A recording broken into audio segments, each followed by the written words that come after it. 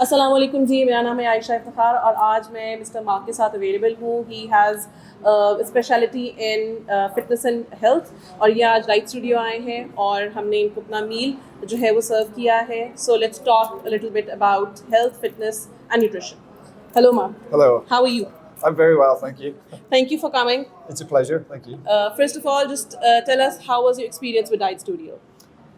So this is the first time I've ever been to Pakistan, and what has really surprised me is that the health issues here are very similar to what we experience in the UK. Obesity, type 2 diabetes, PCOS. So it was really surprising to see those sorts of conditions in this culture as well. But the thing that really positively surprised me about the Diet Studio is being so proactive to tackle those things head on, and to create a menu of solutions in a really simple format for people. I just thought was absolutely fabulous. Thank you so much. So what did you have today? I got the opportunity to try several different meals. We have this keto pizza, so for people that are conscious of carbohydrate intake, and there's lots of publications around the ketogenic diet and how it's beneficial for brain health as well as metabolic function.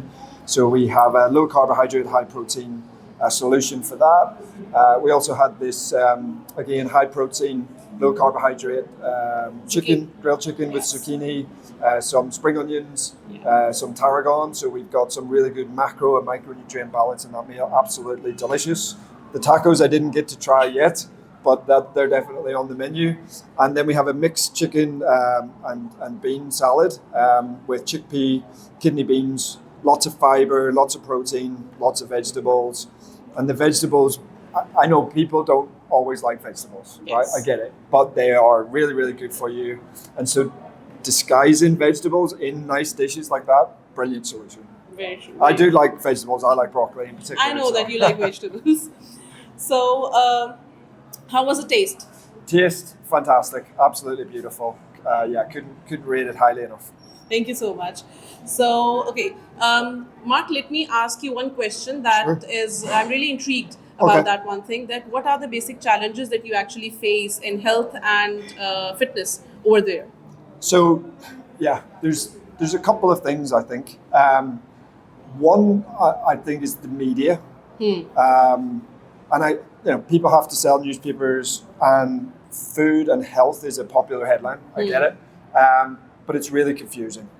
And every day there's a new superfood that can cure any disease. Any disease, very true. That. And sometimes those superfoods are contradictory to the superfood that went the day before. So it's quite confusing. And if you're not really, really educated in this space, it's very difficult to distinguish the headline grabbing from the actual really good hard science. So I think that's one thing. The second thing, and this is going to sound maybe slightly controversial, is putting it bluntly, people are lazy. Very true. They would, and maybe lazy, maybe I'm being harsh. It's not lazy. I think That is a reality, I think. but it's about priority. I Yes. think people would rather spend money on a fancy car, some jewelry, some nice shoes, rather than spend money on what's actually on the inside. Our heart, our lungs, our digestive system. And so everybody knows exercise is good for you. Everybody knows that smart nutrition is good for you.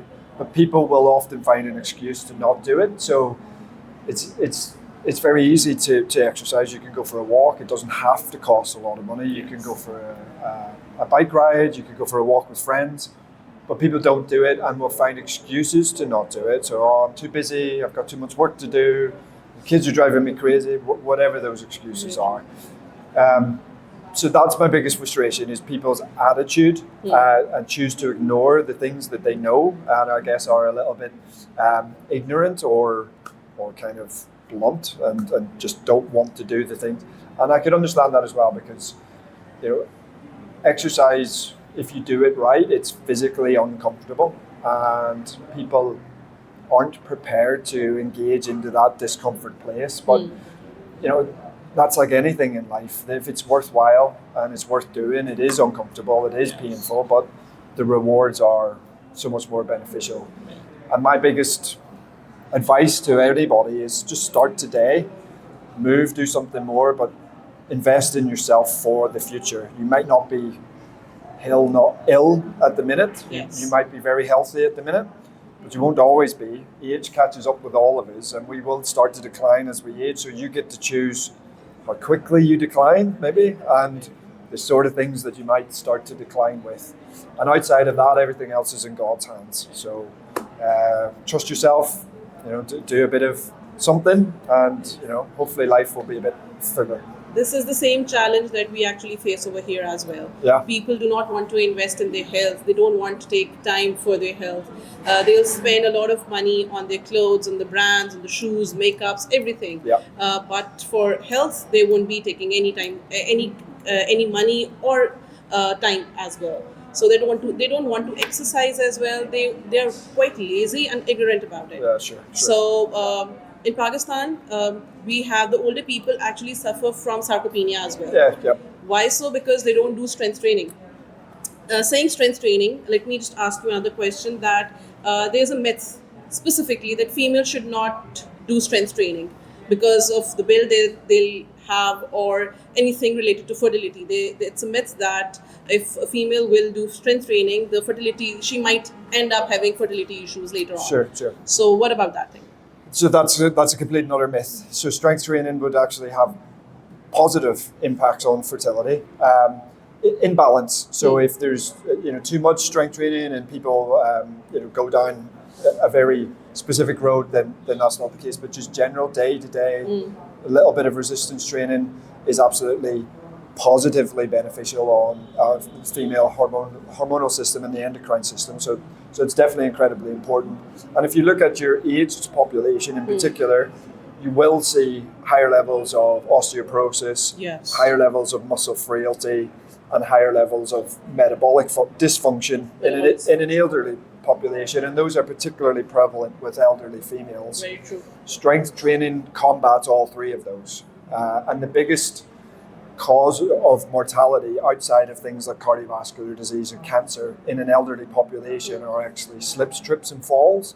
Most of those are preventable from regular daily strength training. So if you do have a fall, you're more likely to not have a debilitating injury as a result of it. So strength training, that's absolute nonsense. Yes, it is. So one last question. According to you, which type of exercise is best or better? Can it be a cardiovascular exercise, a strength training, or a combination of both? The one that you enjoy doing is the best, because that is the one you will continue to do. Yes. So if you enjoy strength training, do some of that. If you enjoy cardiovascular training like running, walking, then do that. I personally do a balance of both, because I am very conscious to target not just cardiovascular health but also metabolic health. So the health of our muscles are incredibly important for preventing a whole host of diseases. So I like to do a little bit of both.